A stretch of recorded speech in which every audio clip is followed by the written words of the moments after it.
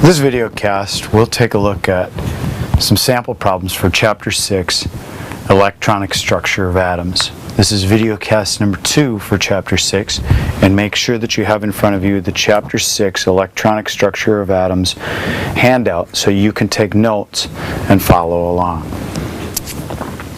In the original video cast, the very first one with the PowerPoint, we talked about that we need to understand the atom, we need to know about the wave nature of electromagnetic radiation, because very, very tiny things like electrons not only act like particles, but they also act like waves. So we need to know something about waves to be able to describe what the electron does in the atom. And that's mostly the focus of this entire chapter, is to know about the electron in the atom. So far in chapters 1 through 5, we've kind of looked at an overview of a lot of things having to do with how atoms stick together and how much of something is going to be reacted and how much will be produced. In chapter 6 and chapter 7, we get very specific about things inside the atom and how that affects how they are on the periodic table. So first, a couple of things about waves. Wavelength is the distance from crest to crest, or trough to trough. The height of a wave is called an amplitude. The number of wave crests that pass a certain place in an amount of time is called the frequency. And you can see here that in these two waves, they have the same frequency, but a different amplitude, because they actually have the same number of crests passing a certain time, but they just aren't as tall as each other. Why is this important? Well, because electromagnetic radiation, of which a portion is visible light, is a wave.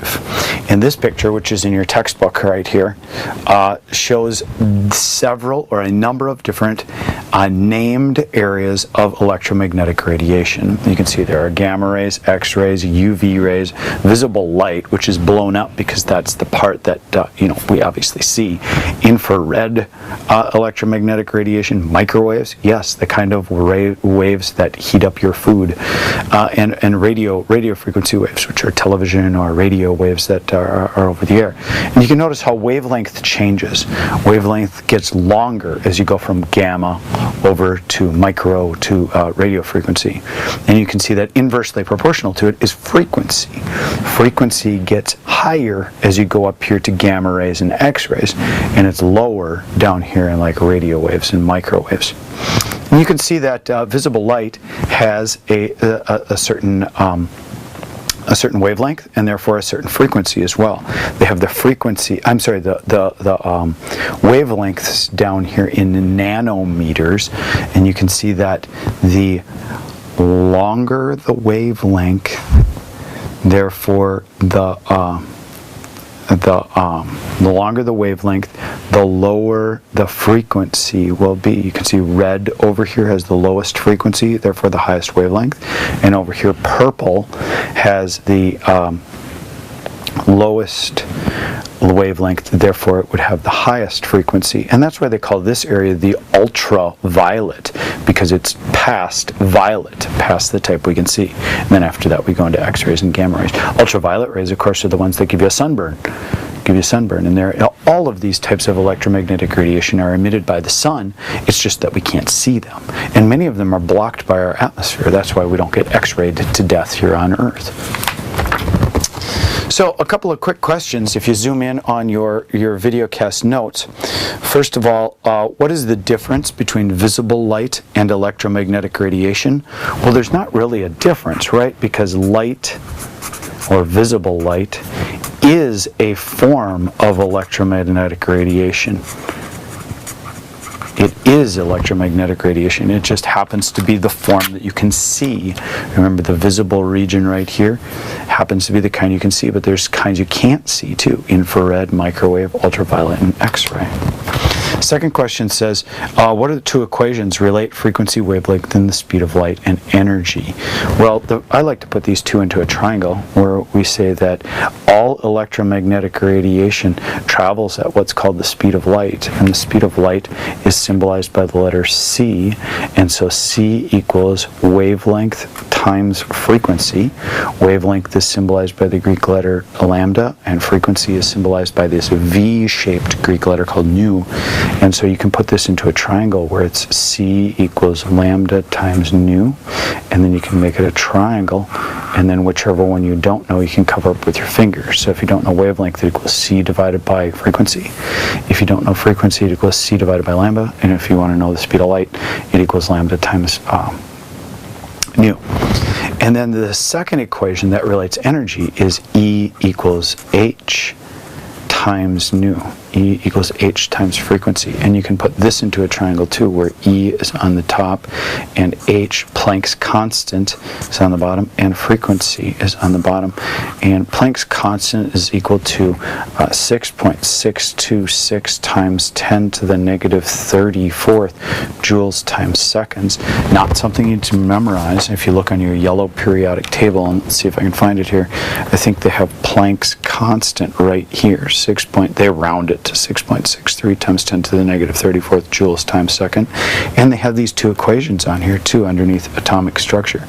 E equals H times nu, and then here is C equals lambda times nu right here. And if you forget what these little symbols stand for, remember that they've got all the symbols listed over here, right up here at the top, where E is energy, this is frequency, here's wavelength. They've even got momentum, velocity, principal quantum number, and mass, which we'll talk about later when we talk about this equation called the de Broglie equation as well. And we'll hit on this one during this video cast as well. It has something with the Rydberg constant involved in it as well. So anyway, those are the two equations, and we'll use both of those today in these sample problems. So what kind of waves besides visible light travel at the speed of light? Well, this is a trick question, isn't it? Because we've been talking about how light is just another form of electromagnetic radiation.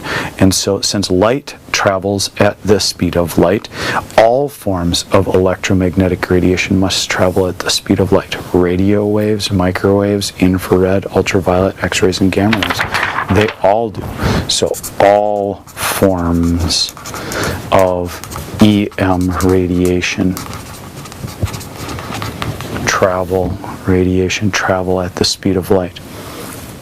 Calculate the frequency of yellow light from a sodium vapor lamp, a street light, with a wavelength of 589 nanometers.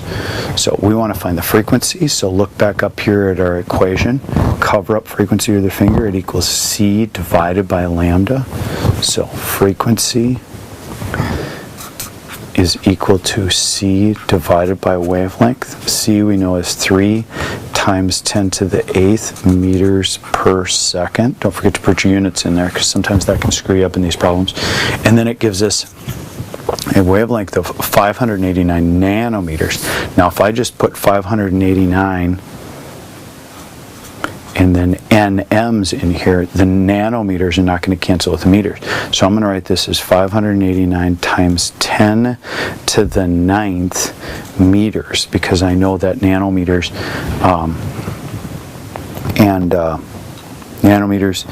and meters are related by 10 to the 9th.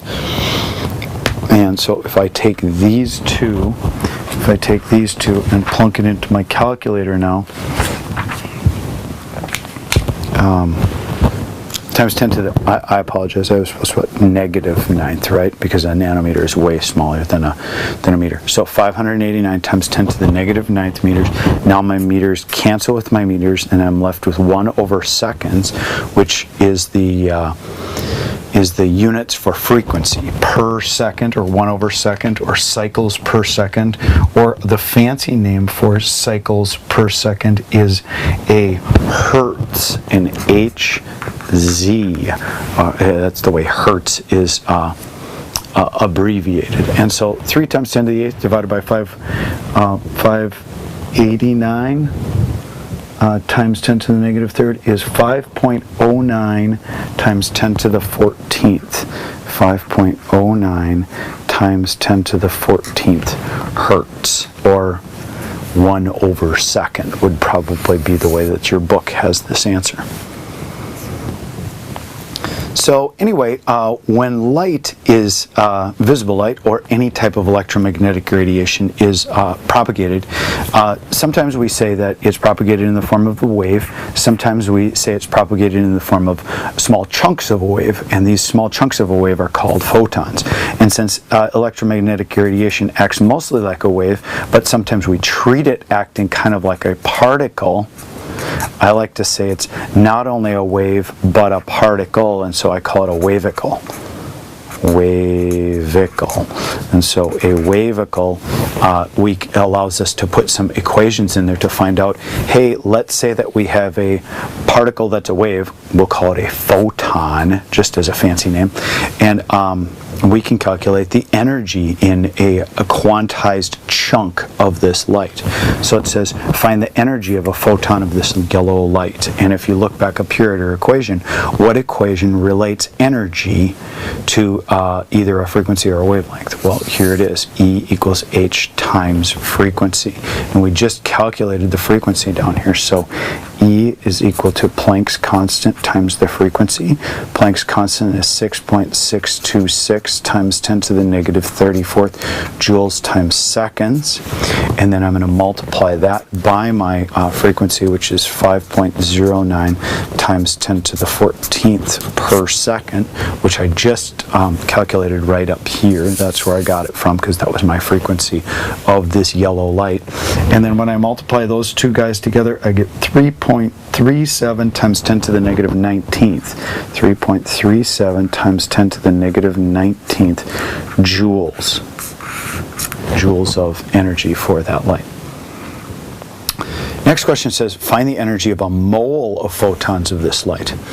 Well, this is how much energy there is per photon. So I could write down 3.37 times 10 to the 19th joules per photon of light. But what happens if I have a mole of these photons?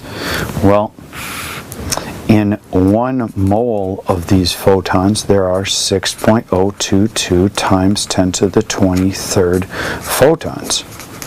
Remember, there are always 6.02 times 10 to the 23rd things in 1 mole of whatever it is. And in this case, it happens to be photons, not atoms or molecules or ions. In this case, it happens to be photons. And when I multiply those together, I get 2.03 times 10 to the 5th. 2.03 times 10 to the 5th joules per mole of photons. This E times E5 means, 10 to the 5th. Okay, and then the last question, how many photons are in a 10 millijoule, this small m right here means milli, like in millimeter, burst of this yellow light?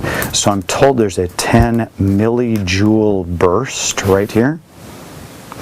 And it asks how many photons are there in this millijoule burst.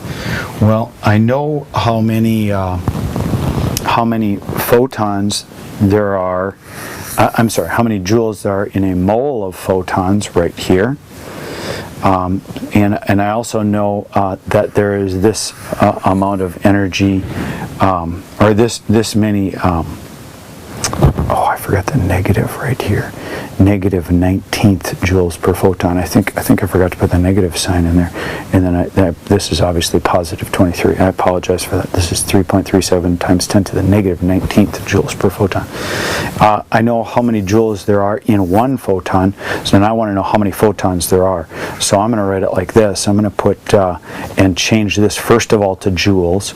So I know that there are 1,000 millijoules in 1 regular joule, and then I'm going to say that there are 3.37 times 10 to the negative, I'll get it right now this time, 19th joules in 1 photon of this light. So now look at my units. The millijoules cancel with the millijoules. My regular joules cancel with my regular joules. And I'll have units left of photons. And this should tell me how many photons of light there are in there.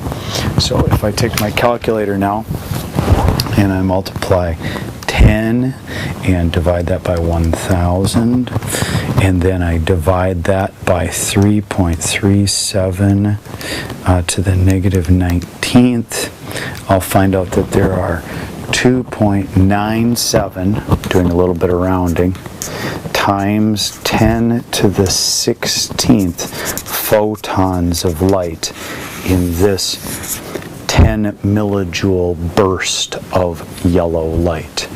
So see how I can use this relationship right here of joules per photon? But I used it upside down here, somebody would say, saying this is how many joules there are per photon. Here I had how many joules there were per photon written the other way. Okay, some more problems using this idea of frequency, wavelength, and the equations. Except now we're going to go to section 6.3, and we're going to explore this phenomenon that's called line spectra that came about because of the Bohr model of the atom. And remember, this was a problem back in the early 1900s that couldn't be solved without using some new ideas in physics and chemistry. And the new ideas said that there must be chunks of this radiation. There must be chunks of this radiation that can only be in small pieces called quanta. And they said that the energy must be quantized to make this happen. And to make a line spectra, remember what has to happen is that the energy must be emitted when an electron moves from something called the ground state to its excited state, and then when it moves back to the ground state, a certain amount of energy is emitted. Here's another example where we're up here in an excited state, it moves down to the ground state, and a certain amount of energy is emitted. And it can only move to these specific excited states. It can't, like, be excited in this area or up to this particular or right in here. There's these quantized areas where the electron can move to. This picture right here probably illustrates it a little bit better, where it says here's the nucleus and the electrons can reside only in these specific electron orbits, only in these. They can't exist in here. They can't exist in here because they're quantized to exist, and mathematically we can calculate what those quantized places are. When that happens, light, or light energy I should say, is emitted only of certain frequencies, and therefore only certain colors are given off, and these are called a line spectrum. And some examples of line spectrum I think were given in your book, but or on PowerPoint, I'm sorry, but here's two of them just on a little colorful sheet. You can see here's a sodium line spectrum. Right here it just gives off a yellow line, and here is a hydrogen one. Now it's not saying that energy is not given off in areas that we can't see. As a matter of fact, sometimes it is given off in the infrared region or the ultraviolet region or the X-ray region, but of course we can't see that, and then we can't call it a visible spectrum. We'd call it an infrared spectrum or ultraviolet spectrum, and they use something called spectroscopy to figure out what those elements are lots of times by looking at those areas of electromagnetic radiation that are emitted when they excite those electrons and they move from ground state to another area. It's one way that we can identify various elements, and for those of you that have taken earth science, you may remember that that's one thing that they do to look at stars and find out what stars are composed of, what elements stars are composed of, something called spectroscopy. So ground state versus excited state, we kind of talked about that. Excited state is when the electron is moved further away from its normal place that it resides around the nucleus.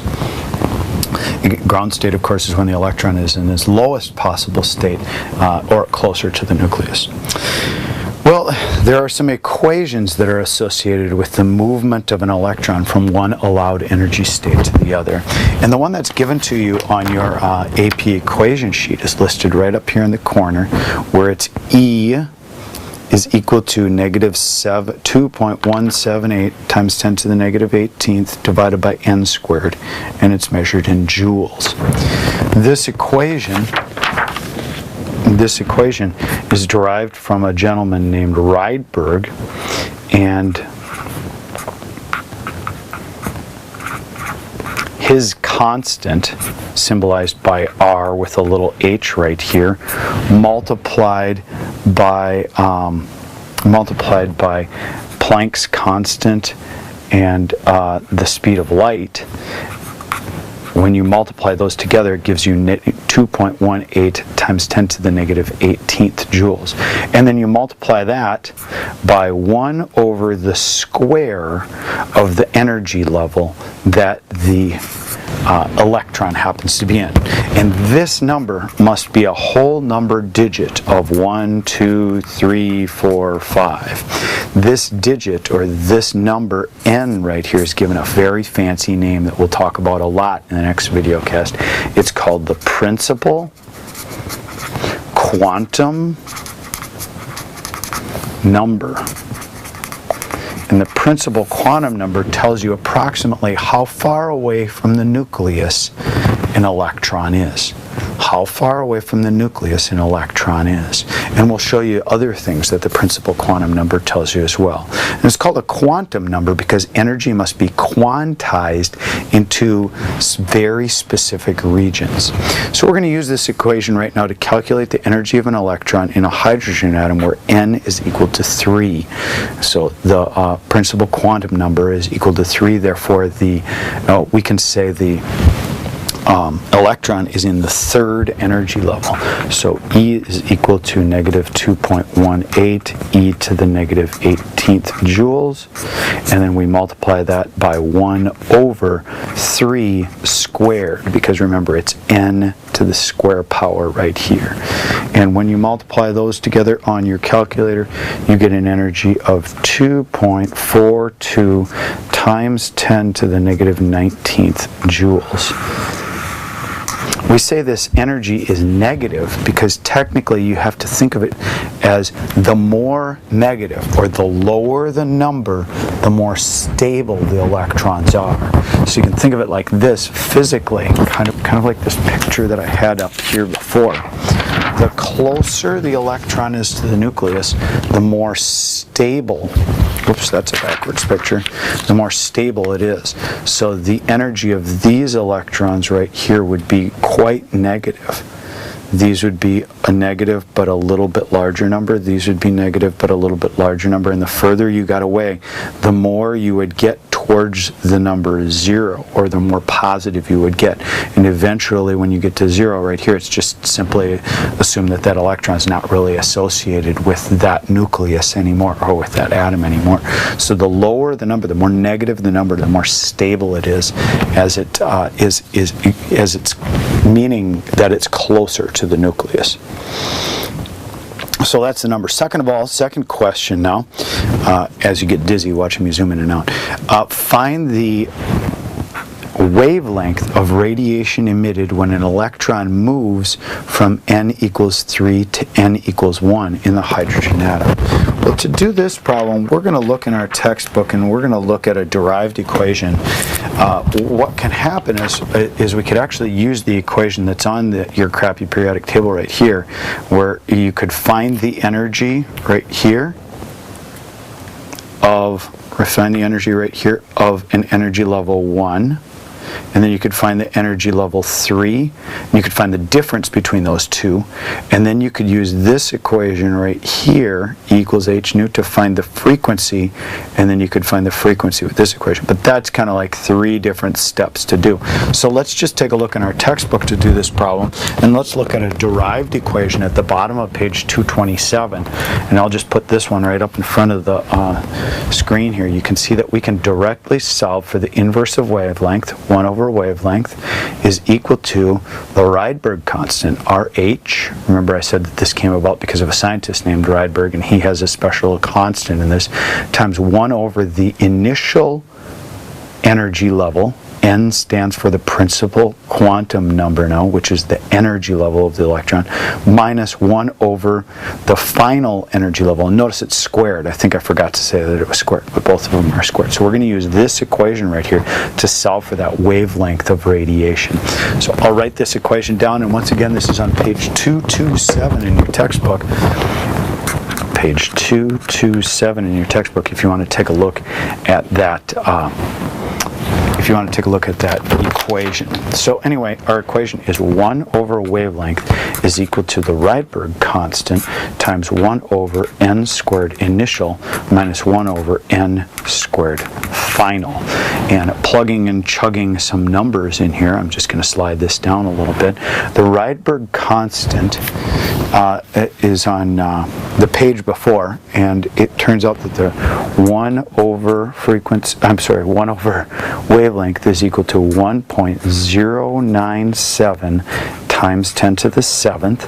This is the Rydberg constant right here, and this is in per meter, so I'll put m to the -1, that's the units on that, times 1 over our initial energy level, and it said it was initially at the third energy level, squared, minus 1 over the final energy level, which is energy level 1. So it's going from 3 to 1. So we take this would be 1 over 9 minus 1 over 1, which this turns out to be 0.888 repeating. And then we take that times the Rydberg constant, and then this is equal to 1 over wavelength. And if I solve this equation, I take what's called the inverse or the upside down of this. Wavelength ends up, I'm not going to do all the math here, ends up equaling 1.025 times 10 to the -7th meters. 1.025 times 10 to the -7th meters. That is the wavelength of radiation that's emitted when it moves from the third energy level to the first. And the last question says, in what region of the electromagnetic spectrum is this emitted radiation? Well, take a look really quick at well, if you want to look in your textbook, you can. Otherwise, you can just wait for me to get it out in front of you. Take a look at this electromagnetic radiation diagram. And when we calculated it, remember it was 1 times 10 to the -7th meters. 1 times 10 to the -7th meters. So here we're at 10 to the -7th meters. And we're at about 1 times that. So what region of the electromagnetic spectrum are we in? We're just a little bit past the visible, and so we call that the ultraviolet. And would we be able to see that? No, because we can only see in the visible region of electromagnetic radiation. It would be just a little bit above it. It would be able to give us a sunburn. So good luck with your electromagnetic radiation atomic structure calculations. Remember that the equations are given at the upper left-hand corner of your yellow crappy periodic table. Just zoom in on those again. And then all the constants are given over here as well to give you a hand with that mathematical work.